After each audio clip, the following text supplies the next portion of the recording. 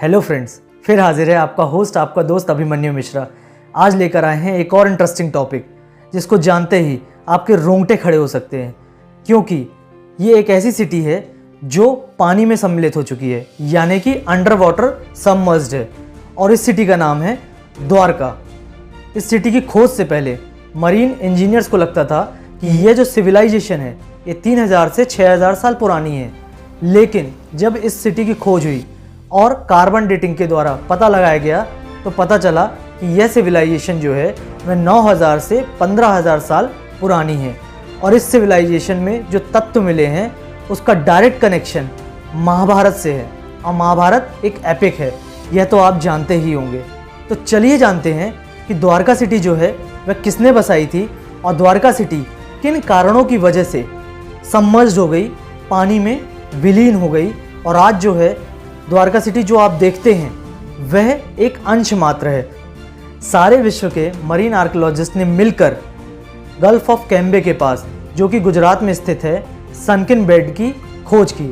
सनकिन bed यानी कि वह एरिया जहां द्वारका सिटी पाई गई, और यहां ऐसे ऐसे तत्व पाए गए जिनका कार्बन डेटिंग बहुत पुराना है, यानी कि 15,000 ईयर्स अगो। बात का प्रमाण देते हैं कि श्री कृष्ण का एग्जिस्टेंस था।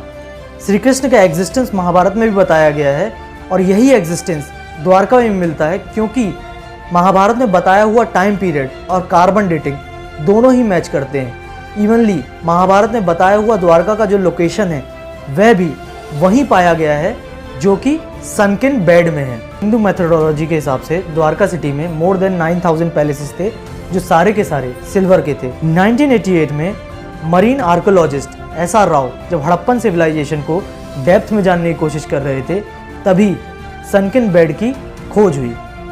उस दौरान उन्होंने देखा कि काफ़ी सारे ऐसे पिलर्स हैं, ऐसे स्टैच्यूज़ हैं, ऐसे मोन्यूमेंट्स हैं जो कि कार्बन डेटिंग में महाभारत से मैच करते हैं। और उन्होंने ये भी देखा कि यह सिटी बिल्कुल उसी लोकेशन में स्थित है जहाँ पर द्वारका सिटी का उल्लेख था।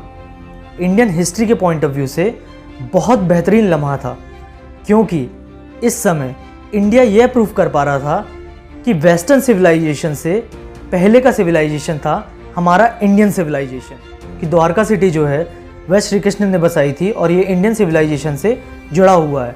लेकिन सबसे ज़्यादा क्वेश्चन इस बात का था कि द्वारका सिटी को हुआ क्या था।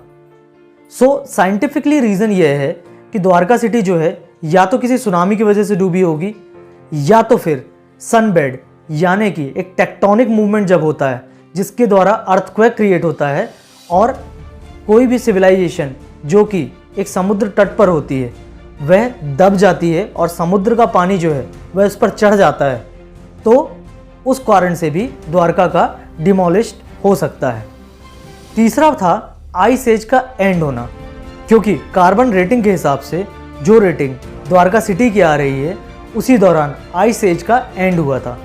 और द्वारका सिटी जो है वह एक तटीय क्षेत्र था, यानी कि एक कोस्टल एरिया था जो कि वेस्टर्न घाट कहलाता है इंडिया का।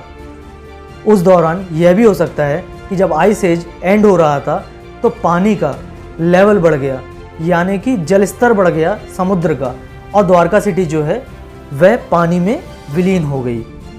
यह सारे तथ्य जो हैं वो साइंटिफिकली हैं।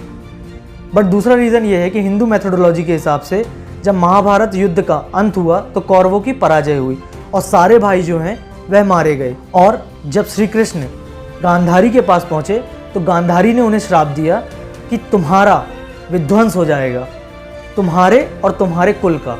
और श्री कृष्ण ने उसको एक्सेप्ट करते हुए ये कहा कि युद्ध का परिणाम यही होता है और मुझे भी उसका परिणाम झेलना होगा, और मेरे साथ साथ यदुवंशियों का भी नाश हो जाएगा जो द्वारका में स्थित है। आइडियोलॉजी के हिसाब से यह भी एक सत्य है। आज के लिए इतना ही, फिर हाजिर होगा आपका होस्ट, आपका दोस्त अभिमन्यु मिश्रा एक और इंटरेस्टिंग टॉपिक के साथ। जब तक के लिए मेरे चैनल को लाइक, शेयर और सब्सक्राइब करना मत भूलिएगा। त्राहिमाम सर्टेनिटी।